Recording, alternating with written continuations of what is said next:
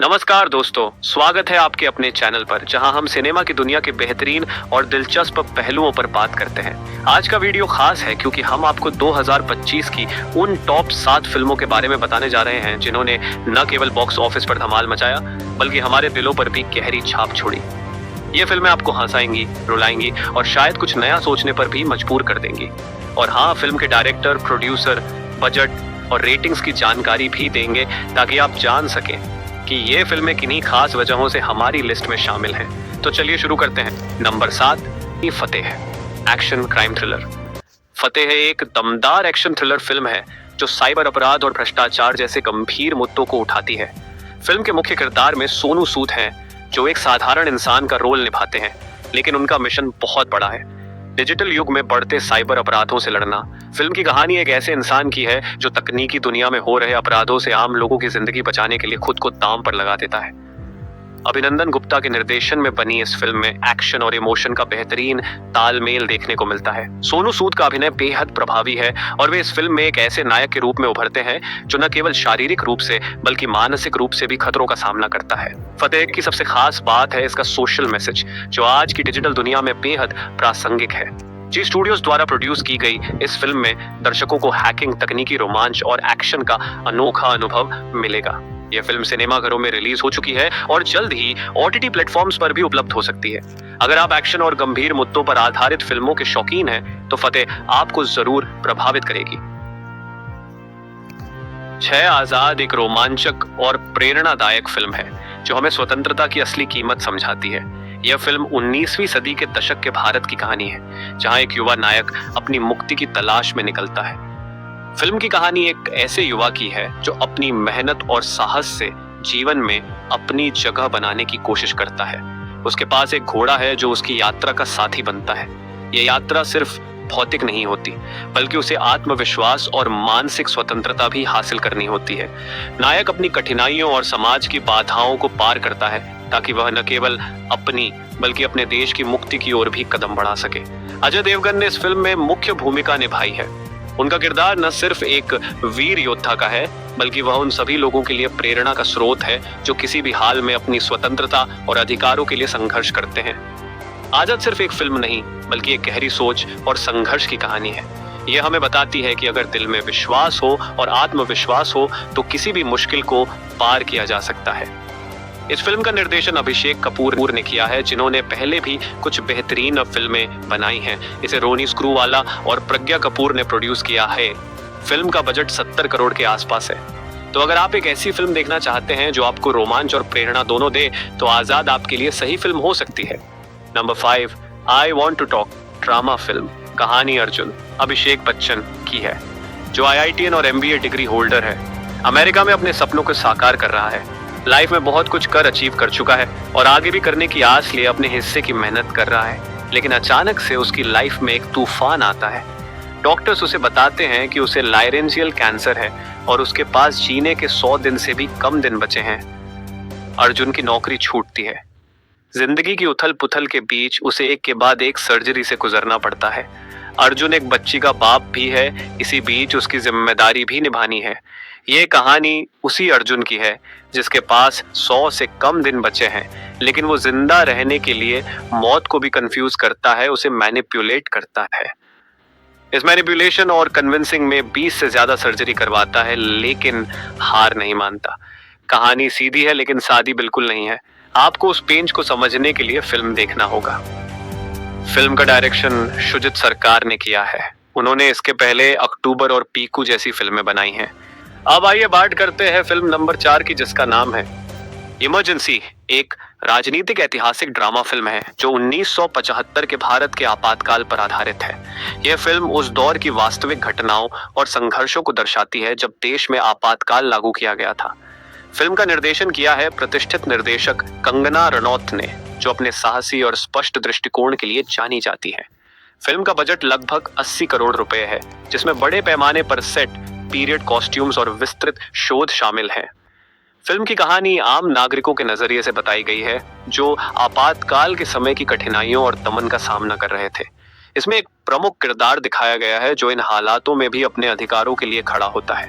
Film यह सिखाती है कि हालात चाहे कितने भी मुश्किल क्यों न हो, इंसान की इच्छा शक्ति उसे सबसे बड़ी चुनौती से भी पार ले जाती है। इमरजेंसी की सिनेमैटोग्राफी और संगीत दर्शकों को उस समय की गंभीरता और संघर्ष से जोड़ते हैं। फिल्म की डिटेलिंग इतनी प्रभावी है कि दर्शक खुद को उस समय के अनुभवों से जुड़ा महसूस करते हैं। फिल्म में संवाद भी बेहद प्रभावशाली हैं, जो दर्शकों को गहरे भावनात्मक स्तर पर छूते हैं। फिल्म को IMDb पर 8.2 की रेटिंग मिली है और दर्शकों के बीच इसे काफी सराहा गया है। यह फिल्म सिर्फ मनोरंजन नहीं, बल्कि एक प्रेरणा है, जो हमें यह याद दिलाती है कि जब भी हमारे सामने कठिनाइयां आए, हमें कभी हार नहीं माननी चाहिए, बल्कि साहस और दृढ़ता से उनका सामना करना चाहिए। अब आगे बात करते हैं फिल्म नंबर 3 की, जिसका नाम है UI साइफाई एक्शन थ्रिलर 2025। ये बात करते हैं तमिल फिल्म UI के बारे में। इस फिल्म का निर्देशन किया है अजीत वासुदेव ने और ये फिल्म वाकई में दर्शकों को अपनी सीट से बांधे रखती है। ये एक जबरदस्त साइंस फिक्शन और एक्शन थ्रिलर है, जिसकी कहानी AI यानी आर्टिफिशियल इंटेलिजेंस और मानवता के भविष्य के इर्द गिर्द घूमती है। अब बात करते हैं फिल्म के बजट की। UI का कुल बजट लगभग 200 करोड़ रुपए है, जो इसे तमिल सिनेमा की सबसे महंगी फिल्मों में से एक बनाता है। और इस बजट का असर स्क्रीन पर साफ नजर आता है, क्योंकि फिल्म में बेहतरीन विजुअल इफेक्ट्स और शानदार एक्शन सीक्वेंस आपको एकदम हैरान कर देंगे। अजीत कुमार ने इस फिल्म में डबल रोल निभाया है। एक तरफ वह एक ऐसे नायक हैं जो समाज को AI के खतरों से बचाने की कोशिश कर रहा है, और दूसरी ओर वह एक ऐसे खलनायक के रूप में सामने आते हैं जो इस तकनीक का गलत इस्तेमाल कर दुनिया को नियंत्रित करना चाहता है। फिल्म की कहानी इतनी दिलचस्प है कि हर मोड़ पर आप सोचने पर मजबूर हो जाते हैं कि अगला क्या होगा। अब अगर हम बात करें रेटिंग्स की, तो IMDb पर इस फिल्म को 8.5 में से 10 की शानदार रेटिंग मिली है और दर्शक इसकी खूब तारीफ कर रहे हैं। तो दोस्तों, अगर आप एक्शन और साइंस फिक्शन के शौकीन हैं, तो UI आपके लिए परफेक्ट फिल्म है। इसे मिस न करें और अपनी राय हमें जरूर बताएं कि आपको ये फिल्म कैसी लगी। अब बात करते हैं फिल्म नंबर 2 की, जिसका नाम है अलार्म। ये एक एक्शन क्राइम थ्रिलर फिल्म है। अलार्म की कहानी हमें ले जाती है एक जासूस जोड़ी के सफर पर, जो स्कॉट ईस्टवुड और लॉरा विला फिट्जगेराल्ड, ये दोनों एक स्पाई मिशन के दौरान मिले और प्यार में पड़ गए। लेकिन अब वो एक अलग रास्ता अपनाने के बाद मुसीबतों में घिर गए हैं। एक रहस्यमयी फ्लैश ड्राइव, 2 खतरनाक ग्रुप्स और एक पुराने दोस्त का नया चेहरा, ये है इस फिल्म का प्लॉट। सिल्वेस्टर स्टेलोन खुद भी इस बार एक अलग रोल में नजर आते हैं। फिल्म की शुरुआत काफी दिलचस्प लगती है। स्पाई थ्रिलर का कॉन्सेप्ट हमेशा ही कुछ नया और रोमांचक होने का वादा करता है। स्कॉट ईस्टवुड का अभिनय ठीक है, लेकिन पूरी फिल्म में वो कुछ खास नहीं कर पाते। अगर आप एक्शन और स्पाई फिल्म्स के फैन हैं, तो यह फिल्म आपको कुछ अच्छे पल जरूर दे सकती है। लेकिन फिर आता है असली सवाल, क्या फिल्म अपना वादा पूरा करती है? जवाब है नहीं। स्क्रीन प्ले इतना उलझा हुआ और भविष्यवाणी योग्य है कि हर मोड़ पर आपको वही पुरानी बातें दिखाई देती हैं। एक्शन सीन भी बेहद निराश करते हैं। CGI तो जैसे फिल्म में कोई अहमियत ही नहीं रखता।